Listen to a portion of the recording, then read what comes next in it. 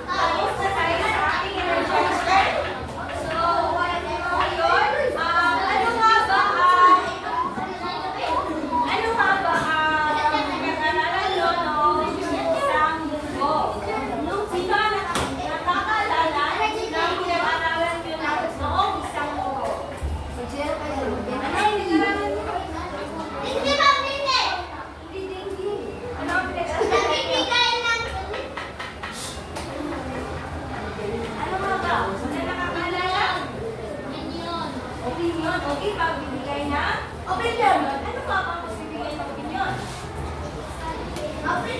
Okay, pagbibigay ng sariling opinion o yung nakakaka. Kung ano ang nasa inyong isipan. Okay. Okay, maraming salamat. Ngayon ay magkakaroon naman tayo ng panibagong pag-aaralan. Ang topic natin ay ang pagbibigay at pagtatala ng bagong basang kaalaman mula sa binasang teksto. Okay. Paggamit ng kapalahatang sanggunian sa pagtala ng mahalagang impormasyon tungkol sa isang isyu. Okay. Ano nga ba ang teksto? Sino ang nakakala ng teksto? Ang teksto ay kung ano ang pinag-uusapan, kung ano ang binasa. Okay? Ngayon, naalihan po ang lahat na basahin ang ating layunin ngayong araw. Ulit.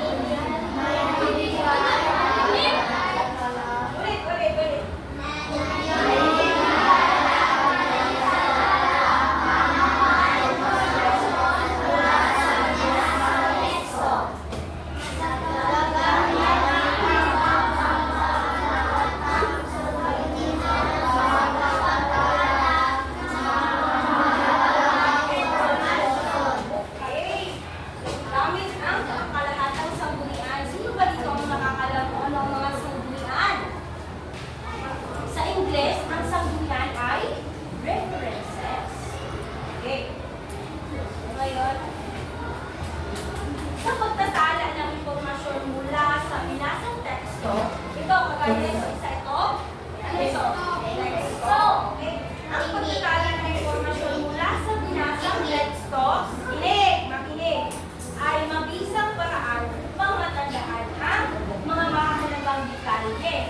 Kapag kayo ay bumabasa ng ganitong teksto, mas madali siyang makikita ko ang mga mas mabisang mabasa, mas madaling maintindihan ko mababasa ang mga detalye. Mas madaling mabasa ang mga detalye. Ito ay nakatutulong upang mapadali ang pag-unawa at pagsagot sa bawat katanungan.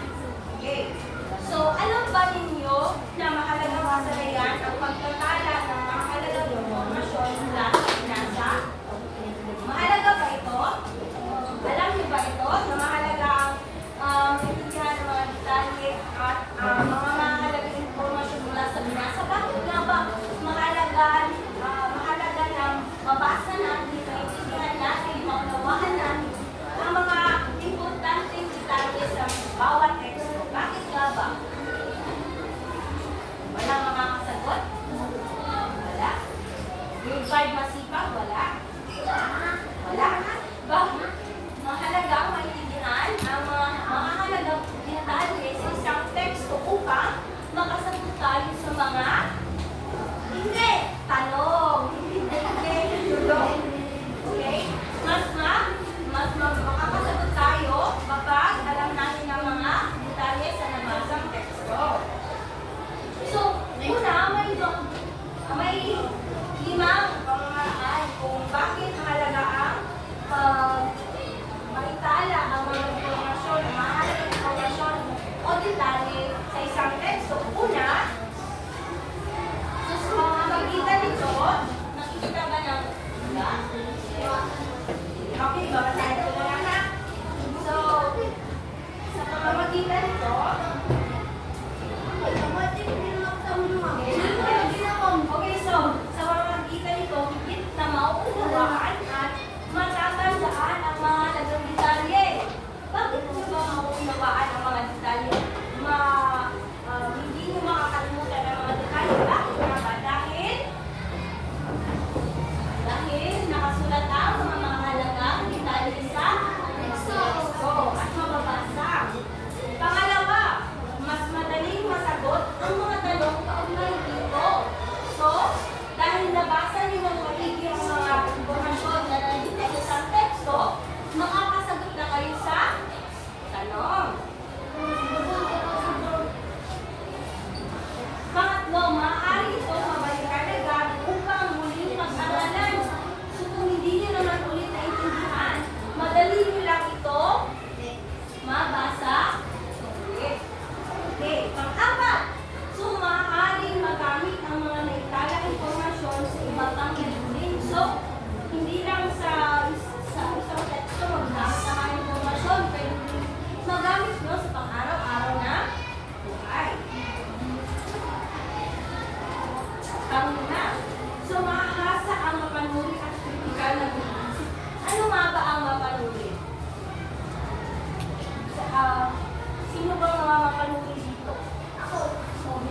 mapanuri? Ano nga ba ang mapanuri? Anong ginagamit pag mapanuri ang isang tao? Ano? Musunod. Anong ginagamit? Ano ginagamit? Utak ka? Chika. Pag mapanuri, alam niyo ba ang salitang research or search? Pag mapanuri ang isang tao, mahilig ang isang tao na mag-search or mag-salisin ng mga informasyon. Yun ang isang mapanuri. Dumako naman tayo sa mga sanggunian. So, may iba't ibang pangkadahatang sanggunian. Marami pa ito, pero 4 lang ang ating mahalagang kinuha. Alam niyo ba ang diksyonaryo? Sino nakakita na dito ng diksyonaryo? Itaas ang kamay. Diksyonaryo. Dictionary in English. Diksyonaryo. Sa 2, 3, 4, 5, 6, 6 na nakakita ng diksyonaryo? Okay, alam niyo natin kung ano mga diksyonaryo. Ay, okay. Ang diksyonaryo ay ang mga salita rito ay maayos ng paalpabeto. So, hindi na kayo mahihirapang maghanap ng mga salita dahil kung unang letra ng salita na hinahanap nyo ay letrang A. So, hahanapin nyo sa alpabeto A sa diksyonaryo. So, ito ay naglalaman ng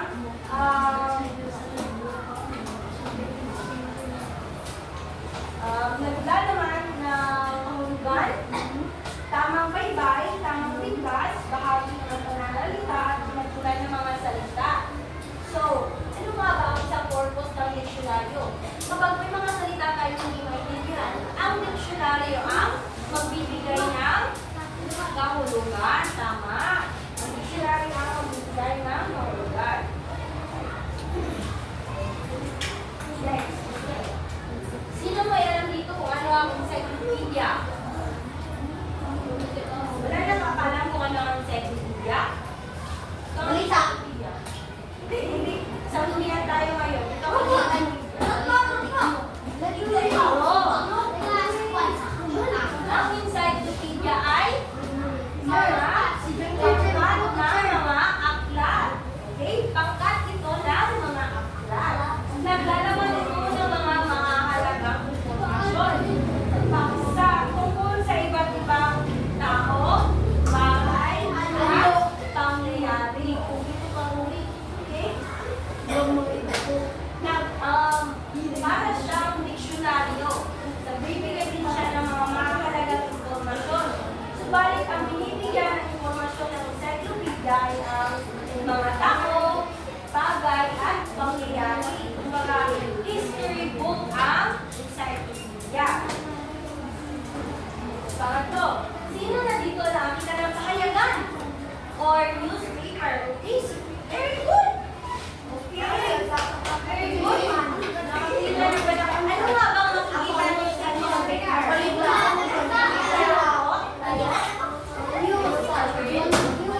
Okay, very good. Mga balita. Ano pa ba? Ano ba ang makikita sa tayo po? News. Ano po? Kadalastas. O kung ano sir? Mga kadalastas. Kagaya ng mga sabaw. Mga prutas.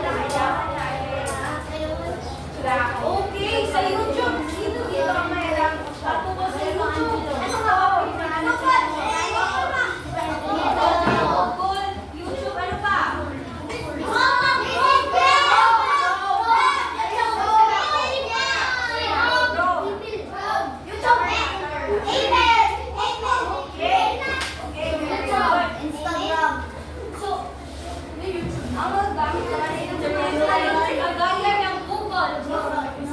Okay, hindi nyo alam kung paano sagutan ang inyong assignment. Saan kayo pupunta?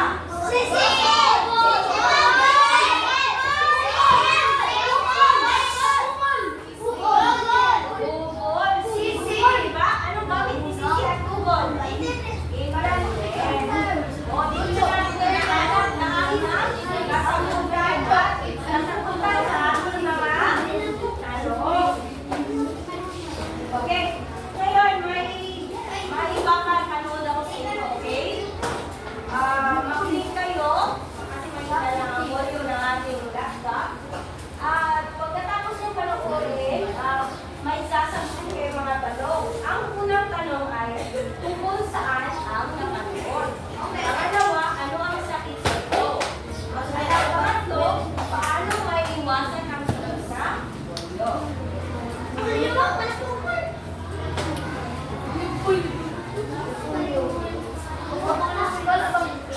quiet. Be quiet.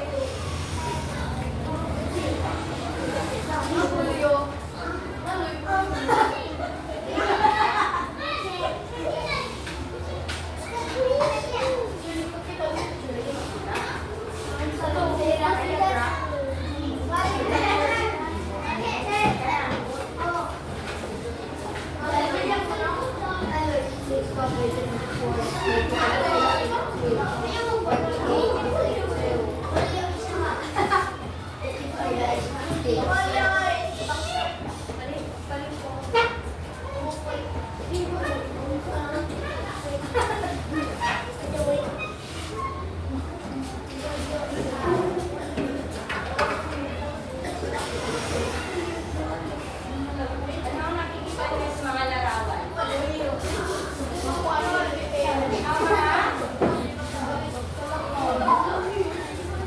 Okay, ano ba? Okay, nandito tayo sa tanong. Tungkol saan ang napanood? Taas ang kamay. Sino una nakaano? Okay, ano? Saan mo? Okay, polio. Pangalawa, ano ang sakit na ito? Ano ang sakit na ito? Anong pag-describe mo anong sakit na ito? Yan, ano nga ba ang ano nga ba ang sakit ng polio? Ano ang mangyayari sa isang tao? Ano ang mangyayari sa isang tao pag may polio?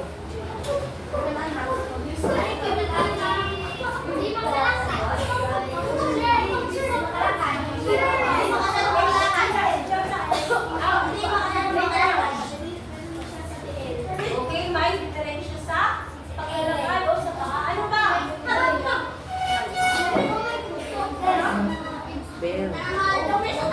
Ang mga kamay. Ano ba? Ano ba?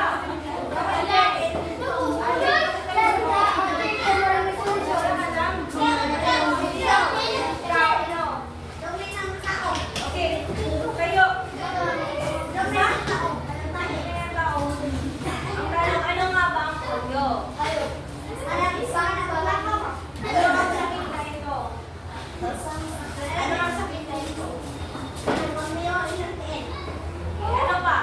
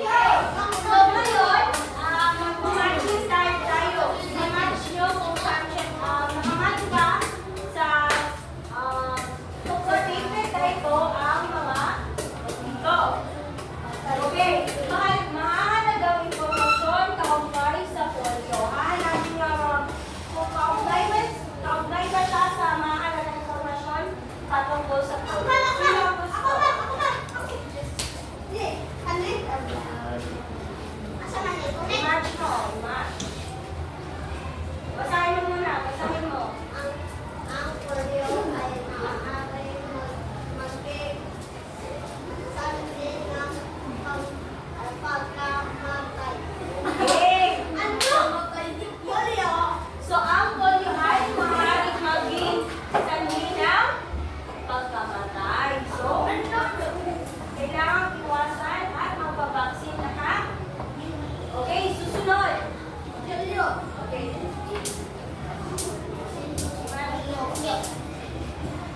Okay, pakibasa.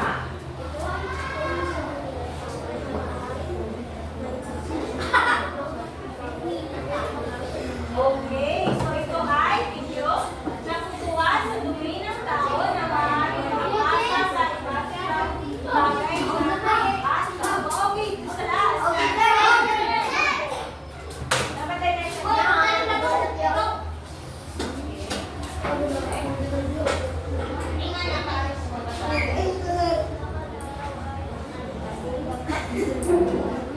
Okay, dapat araw-araw maghugas ng maigi ng kamay.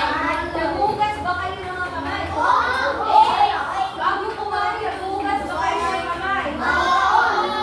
Okay, maigi. So ngayon ay very good mga bata. Ngayon ay meron tayong babasahin text. Maaari bang malimik ang mga Uy! Angelo! malimik? Okay, ano nga bang mabasahin natin ngayon? Okay, basahin natin lahat.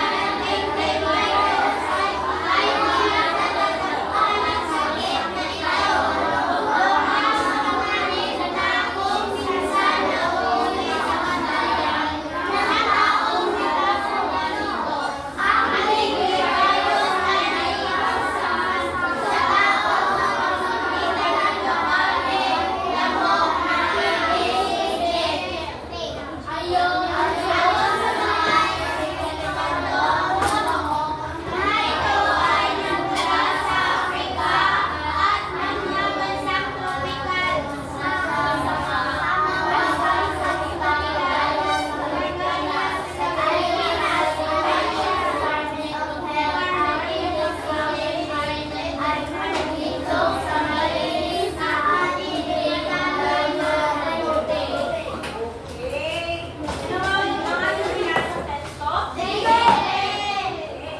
Ang dengue ay? Okay, mapanganib ang dengue. Bakit ka ba mapanganib ang dengue? Dahil ang dengue virus ay mula sa lamok. At dito sa atin madami ang lamok, hindi ba? Okay. So, ang nagdadala, ano nga bang klase ng lamok ang nagdadala ng babae, okay. At saan nga ba sila nakatira? At madalas silang nanikirangan ng mga lamok. Okay, malinis na tubig. Sa ipatulog ko. Okay. Malinis na tubig at hindi madaloy. Okay. Naiintindihan niyo ba ang ating binasa, mga bata? Okay. Ngayon ay kumuha kayo ng papel. Kahit sa papel. Kumuha kayo ng scratch paper.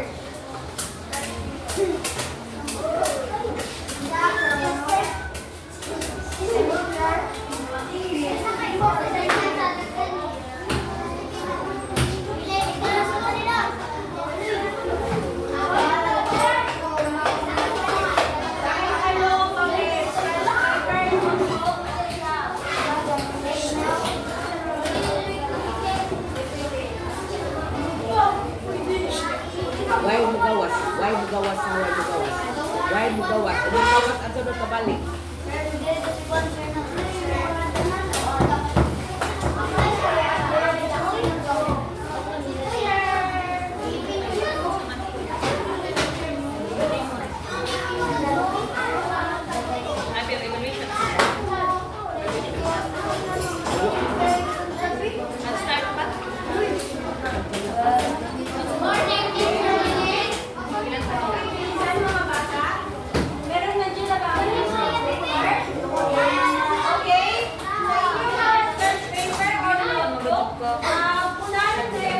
siya dito sa kumaw.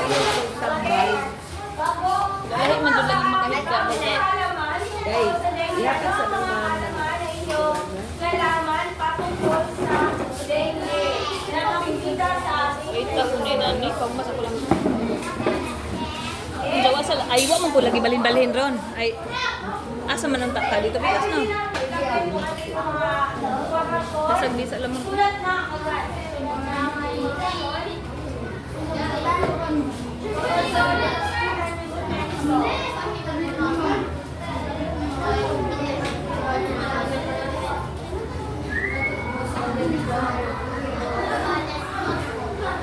Okay, time starts now.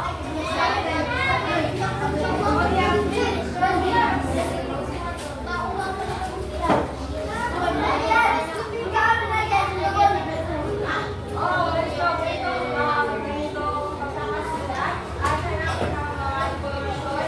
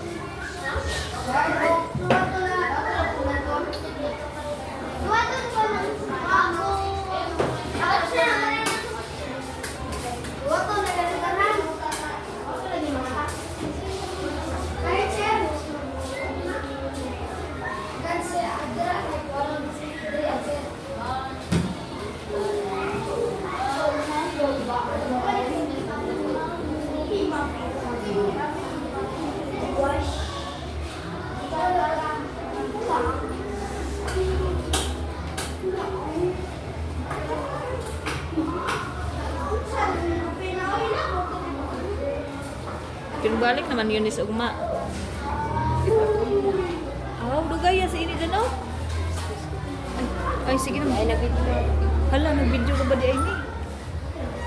Nag-istorya ba ta? Mo man ipasa. Basta mama,